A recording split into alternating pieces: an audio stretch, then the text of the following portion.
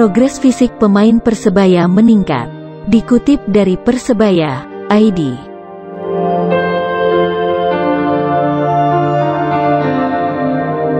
Dua hari ini penggawa Persebaya benar-benar digembleng fisiknya.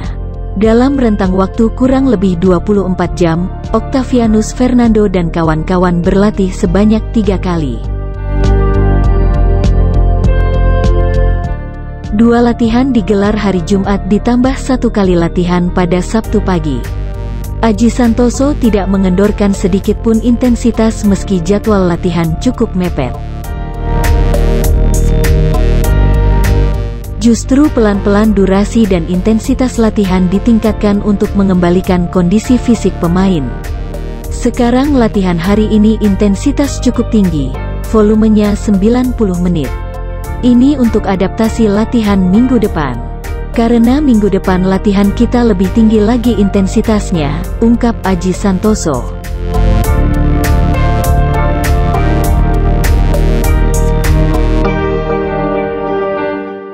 Pada latihan hari ini pemain Bajul Ijo dipaksa mengeluarkan kemampuan fisik terbaiknya. Aji memadukan antara latihan fisik dan mini game. 23 pemain dibagi dalam 3 kelompok. 2 kelompok berduel di latihan mini game. Sedangkan 1 kelompok lainnya menjalani latihan fisik dengan berlari memutari lapangan. Semua dilakukan secara bergantian sehingga seluruh kelompok mendapatkan jatah yang sama. Semua menu latihan berhasil dilakukan dengan baik oleh anak asuh Aji Santoso. Meski tak bisa menyembunyikan wajah kelelahan, namun mereka tetap bersemangat menjalankan setiap instruksi pelatih. Anak-anak latihan bagus hari ini. Meski ada latihan fisik juga, mereka tetap fokus waktu mini game. Mereka bisa bermain seperti yang saya inginkan, puji pelatih yang pernah menukangi timnas Indonesia tersebut. Sementara itu daftar pemain yang menepi bertambah menjadi 3 orang. Sebelumnya hanya ada Randy Irwan yang bermasalah dengan engkelnya. Kini pemain Ariski dan Igede Dida juga harus berlatih secara terpisah. Keduanya mengalami gangguan dengan otot hamstring.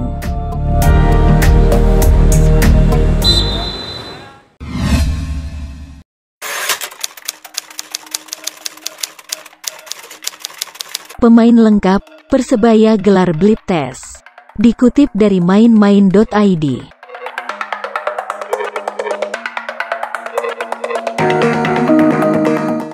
Persebaya mengadakan blip test untuk seluruh anggota pemainnya Sabtu pagi tanggal 22 Mei.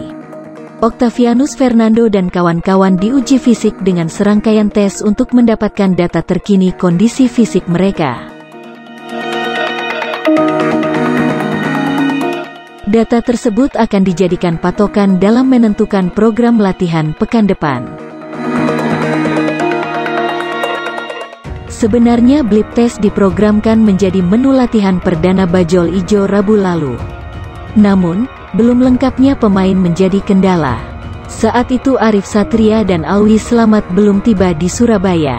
Dengan demikian, Aji Santoso memutuskan untuk mengubah jadwalnya. Arif Satria sendiri sudah bergabung dengan latihan Persebaya sejak Kamis. Disusul Alwi Slamet yang baru mendarat di Surabaya Jumat. Nama terakhir yang disebutkan sengaja tidak langsung mengikuti latihan untuk mempersiapkan diri menjalani blip test. Pemain sudah lengkap, Alwi sudah ada di mes dan Sabtu kami langsung adakan blip test, ungkap Aji Santoso. Pelatih Persebaya tersebut butuh untuk segera mengumpulkan data konkret dari kondisi fisik pemainnya. Aji ingin mengukur kemampuan daya tahan fisik dari anak asuhnya sebagai acuan untuk latihan ke depan. Salah satu data yang paling dicari adalah angka VO2 max dari setiap anak asuhnya. VO2 max sendiri adalah ukuran maksimal volume oksigen yang diproses tubuh. Alwi Slamet selama ini memegang rekor tertinggi di Persebaya untuk urusan perolehan skor VO2 max. Alwi saat itu mencatatkan angka lebih tinggi dengan nilai 57,6. Kondisi pemain multiposisi itu mendekati rata-rata high level VO2 max pemain di Indonesia antara 55-57. Mulai Senin depan kita tingkatkan volume dan intensitas. Kalau sekarang mereka masih adaptasi. Nah, dengan blip test kita bisa menilai seberapa siap ketahanan anak-anak, sambungnya. Figur yang pernah menjabat ban kapten Persebaya itu akan meningkatkan intensitas latihan menjadi 2 kali lipat pada pekan depan. Setiap Senin, Rabu, dan Jumat Persebaya menjalani latihan 2 kali sehari. Octavianus Fernando dan kawan-kawan akan digembleng latihan fitness pada pagi dan disambung latihan di lapangan pada sore harinya.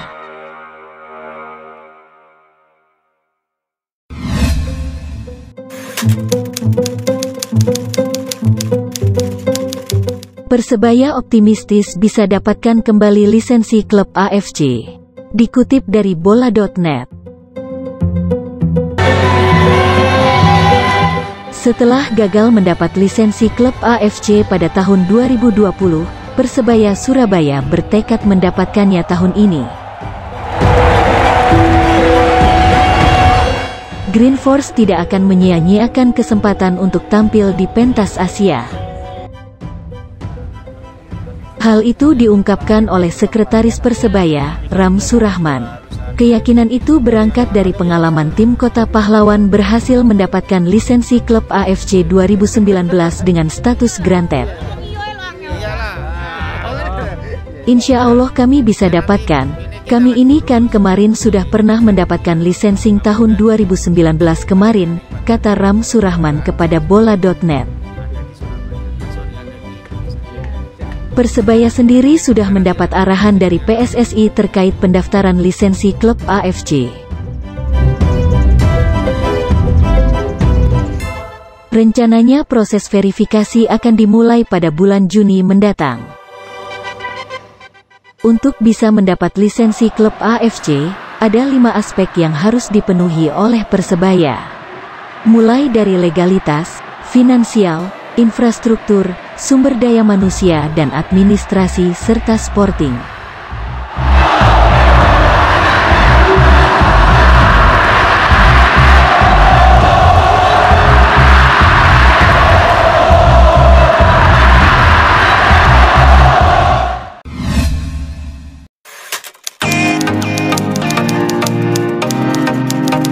Komentar Aji Santoso tentang kabar Taisei Marukawa ke Persebaya.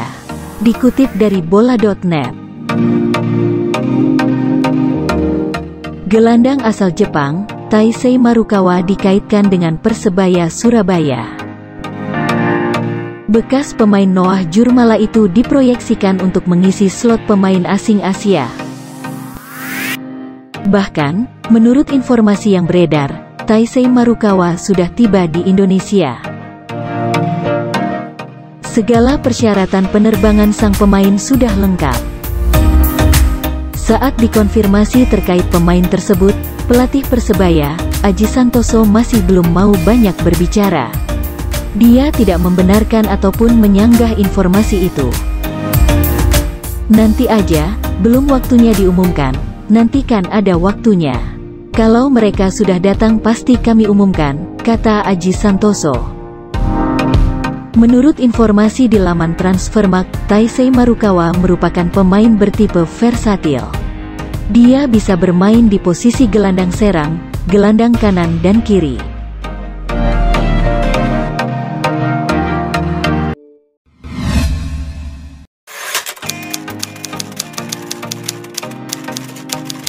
Taisei Marukawa resmi perkuat Persebaya.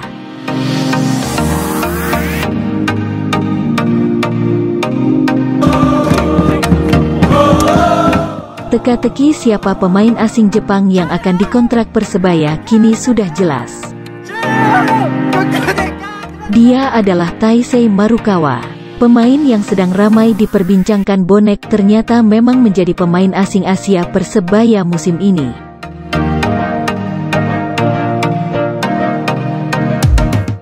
Kabar kepastian tersebut kami peroleh dari harian Diswai, majalah milik Dahlan Iskan orang tua Azrul Ananda. Berikut kutipan berita tentang Taisei Marukawa yang kami kutip via mainmain.id. Selamat datang, Taisei Marukawa. Sulit menyimpan rahasia di era sekarang. Era media sosial sudah begitu liarnya. Seperti halnya Persebaya Surabaya, sepandai-pandai menyimpan identitas pemain asingnya, toh terlacak juga. Termasuk ketika mereka merahasiakan sosok Taisei Marukawa. Pemain Jepang yang akan merapat ke Bajul Ijo. Pemain berusia 24 tahun itu bakal menjadi rekrutan pemain asing Persebaya musim ini. Nama sang pemain sudah berseliweran di lini masa. Nama berikut fotonya sudah terpampang. Sejauh ini, manajemen Persebaya masih menutup rapat informasi soal itu. Sekretaris Persebaya Ram Surahman tetap belum mau membuka identitas pemain. Belum ada informasi baru. Tunggu saja nanti, ujarnya. Harian Diswai sendiri mendapatkan informasi lebih lengkap lantaran berkomunikasi dengan agen sang pemain, Agi Eka Resi Kadaryanto. Ia membenarkan bahwa pemainnya bakal dikontrak Persebaya. Iya, besok, hari ini, datang, terang Agi yang musim lalu mendatangkan Arin Williams ke Persebaya. Taisei Marukawa sudah dinyatakan layak terbang. Ia sudah mengantongi hasil tes PCR negatif COVID-19. Sang pemain akan berangkat dengan maskapai Garuda Indonesia dari Haneda International Airport, Tokyo, Sabtu tanggal 22 Mei pukul 11.45 waktu Jepang. Ia bakal mendarat di Jakarta sekitar pukul 17.15 WIB. Selanjutnya, Taisei akan menjalani karantina 5 hari. Bila lolos tes COVID-19, ia sudah bisa melanjutkan penerbangan ke Surabaya. Nanti ia satu musim bersama Persebaya, jelasnya.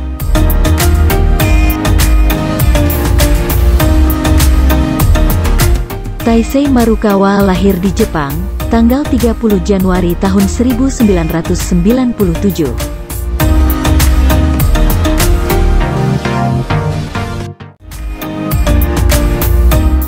Pemain dengan posisi central midfield itu memulai karir bersama klub Hiroshima HS pada 2015. Terakhir, ia bermain di klub Noah Jurmala FC yang tampil di Liga Utama Latvia. Status Taisei sudah tidak terikat dengan klub manapun sejak tanggal 12 Maret tahun 2021.